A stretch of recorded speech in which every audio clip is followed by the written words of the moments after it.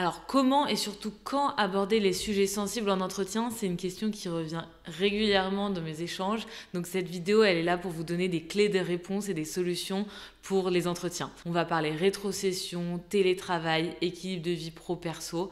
Mais il y a quelque chose que je vais retenir et faire ressortir dès maintenant de tous ces sujets, c'est tout est une question de timing. Tout peut être abordé en entretien et surtout tout doit être abordé. Mais par contre, il faut savoir quand et comment placer les éléments de manière subtile dans un échange tout en étant assez ferme et directif dans ce qu'on veut et ce qu'on ne veut pas. La rétrocession. Alors, la rétrocession, il est important de montrer déjà si on a des éléments sur le cabinet, sur la façon dont il fonctionne, de les donner. Ça montre que vous avez fait des recherches sur ce qu'ils font. Ça montre aussi que vous n'allez pas être bloqué sur des négociations à la tête du client. Donc vraiment, si on peut avoir ces éléments, c'est très bien. Il faut aussi pouvoir se vendre, donc dire un petit peu qu'est-ce qu'on a fait avant, pourquoi cette expérience est valorisée de telle façon, pourquoi on a envie d'être payé à tel montant et pourquoi notre profil, notre parcours le mérite. Et une fois que vous avez parlé du passé, il faut aussi me parler de l'avenir. Montrer en quoi vous allez être impliqué dans la structure, qu'est-ce que vous avez envie de mettre en place, où vous vous projetez à horizon 1 an, 2 ans, 3 ans, peut-être plus dans le cabinet pour pouvoir faire une fine négociation de votre rétrocession et surtout mettre carte sur table dès le départ sur ce qui est compris dans la rétrocession, sur le fixe, sur le variable, sur quand est-ce qu'on parle de ces sujets en entretien annuel, biannuel, etc. Que vous sachiez les règles du jeu dès le départ, c'est plus important pour pas être frustré à la fin. Je profite d'ailleurs de ce moment, on a fait un simulateur qui tourne depuis maintenant plus d'1 an sur les rétrocessions parisiennes. On construit aujourd'hui le même simulateur pour les autres grandes métropoles de France. Donc on vous met en lien pour nous aider en commentaire pour donner justement quelle est votre rétrocession si vous faites partie de ces grandes villes, donc Lyon, Marseille, Strasbourg, Rennes, Nantes, etc.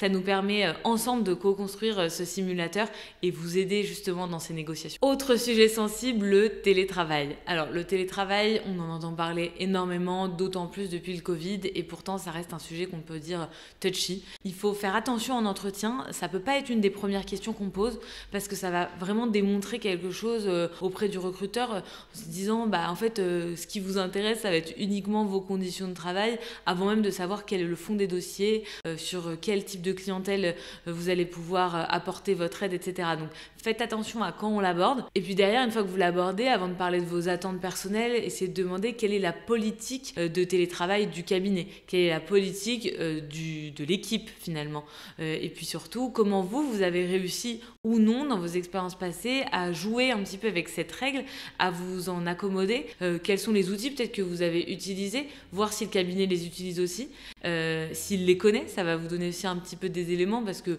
voilà, parfois on nous dit oui il y a du télétravail et finalement il n'y a rien qui est forcément mis en place pour que ça soit simplifié.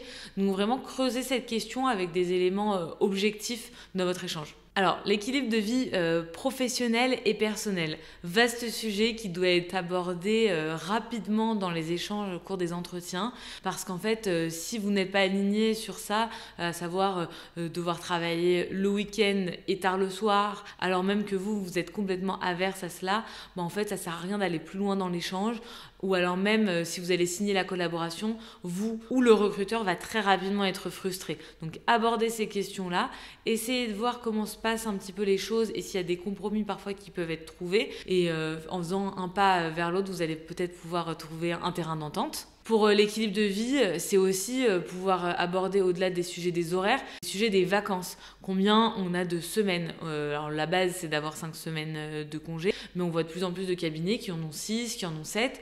Voir aussi comment on pose ses congés. Tout ça, c'est des éléments un petit peu qui vont nous permettre de voir si vous êtes dans la même dynamique ou non que le cabinet. Les perspectives d'évolution.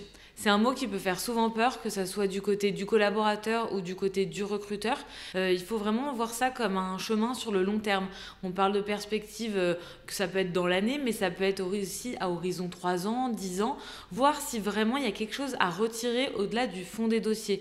Est-ce qu'on va pouvoir s'investir dans de la formation, nous-mêmes être formés, mais aussi former des équipes plus jeunes. Est-ce qu'il est possible d'avoir un mentor? Est-ce qu'il est possible de se dire que dans quelques mois ou quelques années, je vais pouvoir devenir collaborateur collaborateur senior, counsel, associé si jamais il y a certaines conditions qui sont respectées. Peut-être même poser ces conditions dès le départ dans le contrat de collaboration. Ça a déjà été vu, moi je l'ai vu avec des collaborateurs que j'ai accompagnés. On sait que si tel objectif est atteint, que tel chiffre d'affaires est atteint, que tel type de clientèle est arrivé au cabinet grâce à son travail dans l'année, alors on pourra débloquer un parcours d'association dans la structure. Donc ça, c'est des choses que vous pouvez aborder d'ores et déjà en entretien. Dernier sujet, mais pas des moindres, le développement de la clientèle personnelle. Oui, on est dans une profession libérale, mais oui, également, on sait que c'est pas facile à aborder en entretien. C'est le nerf de la guerre de savoir si on va pouvoir ou non le faire et dans quelle mesure. On sait que c'est pas évident, les recruteurs le savent, vous le savez également. Donc il faut dès le départ poser les règles. Poser les règles, c'est comprendre est-ce que je peux avoir de la clientèle personnelle pendant les heures dans lesquelles je suis au bureau. Est-ce que je peux aller pousser la porte de mon associé pour lui poser une question sur un client personnel? Est-ce que je peux, en prévenant évidemment, partir du cabinet à un moment parce que j'ai une audience pour un client personnel? Toutes ces choses, c'est des éléments et des informations qu'on doit avoir avant de commencer sa collaboration. Parce que sinon, encore une fois, il va y avoir des frustrations. On ne va pas pouvoir se développer en interne et de façon personnelle comme on l'entend dans sa collaboration et dans son cabinet. Et donc, ça va tout de suite un petit peu frustrer. On va forcément vouloir cacher des choses au cabinet et on va devoir refuser certains clients. Donc, c'est vraiment être clair. Ça va permettre aussi de comprendre certains autres critères qui sont présents dans la collaboration. Dans le développement de la clientèle personnelle, ça permet aussi de montrer la stratégie qu'on a au sein du cabinet. Ça permet aussi d'anticiper de potentielles négociations et également d'aborder un sujet qui est celui de l'apport d'affaires au cabinet. L'apport d'affaires au cabinet, on dédiera peut-être une vidéo complète là-dessus, mais globalement, c'est de pouvoir apporter un client personnel au cabinet tout en prenant une rétrocession d'honoraires, un pourcentage sur le chiffre d'affaires qui a apporté au cabinet. Et donc ça permet un petit peu de mêler l'intérêt du cabinet et l'intérêt du collaborateur là-dessus. Donc c'est peut-être aussi des sujets que vous pouvez aborder en entretien. Si je peux conclure sur un point cette vidéo, c'est vraiment d'être clair dès le départ, d'avoir un plan d'attaque au cours de son échange avec les collaborateurs et surtout en parler dès l'entretien. Ça vous permet à vous et pour le cabinet de ne pas s'engager dans une relation qui dès le départ était vouée à l'échec. Donc osez poser vos questions, osez challenger le cabinet, il le fera assurément en retour et répondra à vos questions.